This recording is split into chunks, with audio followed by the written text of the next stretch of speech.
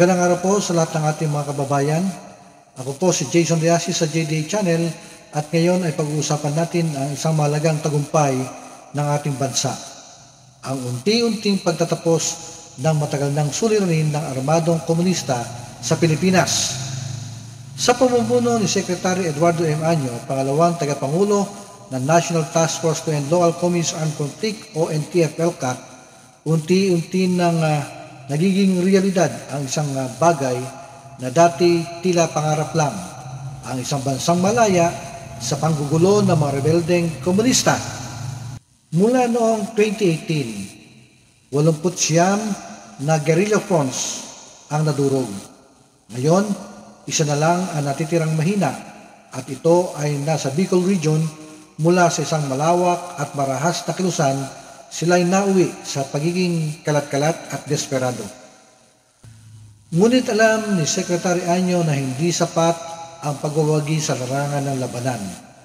Mas malaki ang hamon na panatilihin at pagyamanin ang kapayapaang ating nakamit. At dito pumapasok ang pangmatagalang solusyon, ang pagtitiyak na may mga lokal na mekanismo sa barangay at munisipyo para bantayan at ipatupad ang kapayapaan.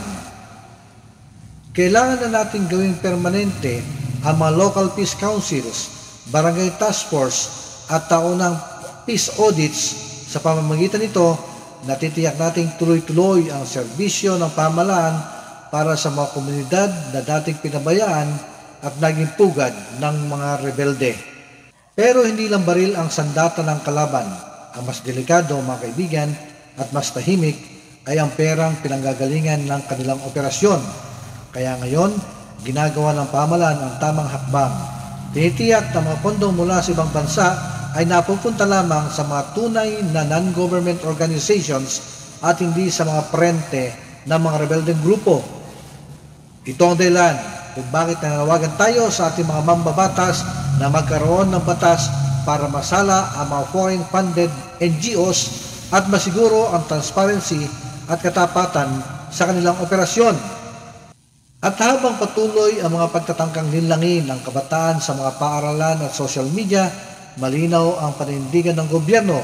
Hindi kaaway ang mga universidad, ang mga paaralan gaya ng UP, PUP at Lasal at iba pa ay hindi dapat bastusin kundi kaagapay natin sa pagpanday ng mga kabataang mapanuri, mapayapa at makabayan.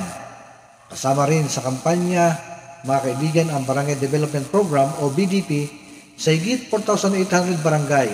May higit 36 billion pesos na ang naipuhunan para sa infrastruktura, kalusugan, kabuhayan at edukasyon. Dati-rati mga kampo ng rebelde, ngayon ay sentro ng pag-udlad. Ngayong 2025, nasa 100 ang ating bayan. 100 pabalik sa kaguluhan, 100 patungo sa pagkakaisa at tunay na kapayapaan. Pinili na po ng gobyerno ang tamang landas at tayo rin bilang mamamayan ay kailangan pumili.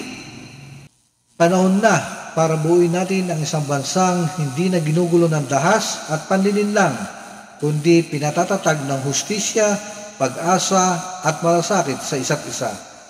Ako po si Jason Diasi sa JDA Channel at ito ang ating paninindigan.